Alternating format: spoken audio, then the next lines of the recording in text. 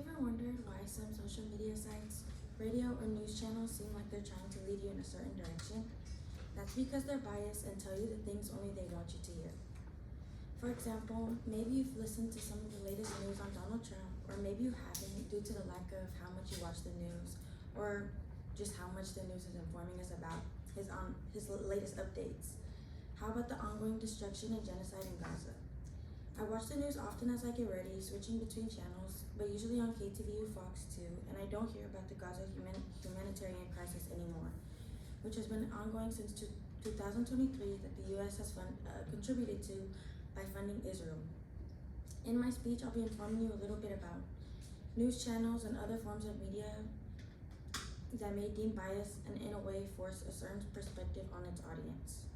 I'll be talking about different sources that can be biased, what words or content to look for to identify biased media, and bias in today's upcoming technology.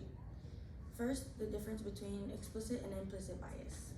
Explicit is the conscious and intentional prejudices and beliefs about certain groups of people or things, and implicit bias is unconsciously influenced decisions like without somebody realizing it.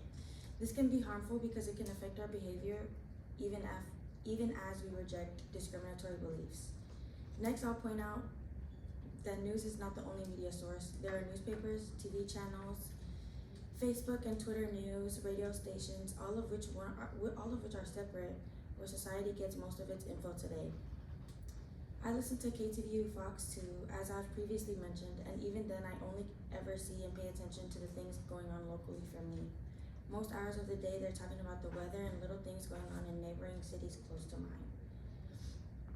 I found an article that covers percentages of Americans who believe these sources are biased. However, I'll only mention a few while showing you a screenshot.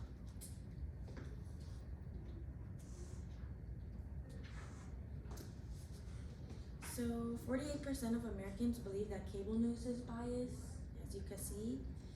45% of viewers see Facebook news and feeds and voted biased. 41% of national newspaper readers voted 41%. Much alike, 35% of the readers of the local newspaper voted biased as well. For both local news radio news stations and local TV news, 28% voters selected biased. Overall, the percentage of those voting unsure is the highest, bias is the second highest, and the non-biased category has the lowest percent of votes in total. The next slide will display specific news channels and the percent of voters to believe the channel is biased, unbiased, or unsure.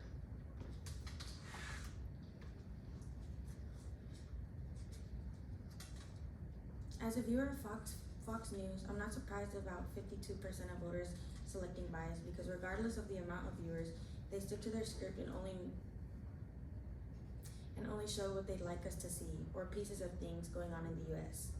As we can see from this photo, local news channels, newspapers, and radio stations are the most trustworthy, as they were voted mostly not biased or unsure. Social media like Facebook News and Twitter and TikTok are most accessible. As a matter of fact, I found from Pew Research Center that 40% of its users have Facebook specifically for the news. Moving forward, I'd like to talk about what to look for to identify a biased media site. I'm gonna skip this video.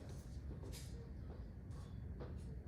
skip it. Personally, when I'm listening to something about politics, I look for positive and negatives. For example, when voting, I look at the pros and cons for props, because it may not affect me the same as it'll affect the people in the next town over. We all have different needs. While you watch the news, be aware of who's sharing the info, as in the gender and diversity of the reporters. If it sounds like their feelings are involved, consider it biased.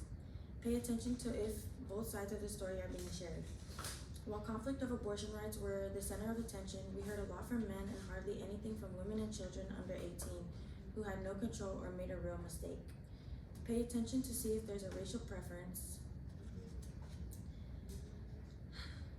You can also try to look for misleading titles and photos in newspapers to help identify where they're leading you to.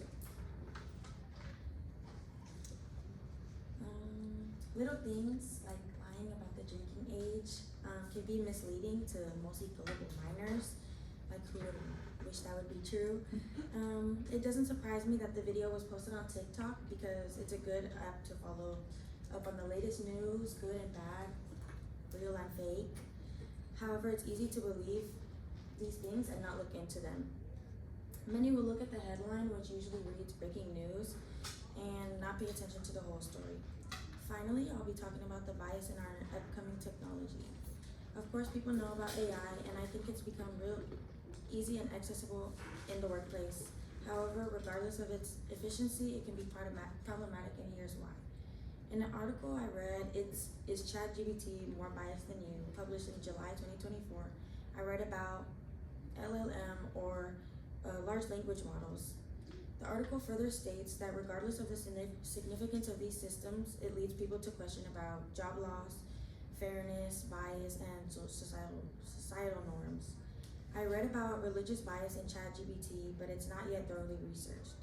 This raises questions about ethical AI. Kids in school can start to think ethnocentrically or be insecure just for doing an assignment and using AI. Gender bias was also found in ChatGPT, linking stereotypes like man to doctor and women to nurse. With all of this in mind, we should note that biases in AI can create problems in the real world, especially when they reinforce discrimination and social inequalities, like I've already mentioned. With AI becoming more popular and being used more often, it's important for us to figure out these issues. Arriving to the end of my speech, I'd like to go over what we mentioned today. Today I discussed different media sources that can be biased, what words or context to look for if you're reading and listening to biased media, and the bias in today's upcoming technology. I hope you guys learned something about bias and be aware when you're hearing it or seeing it in your media.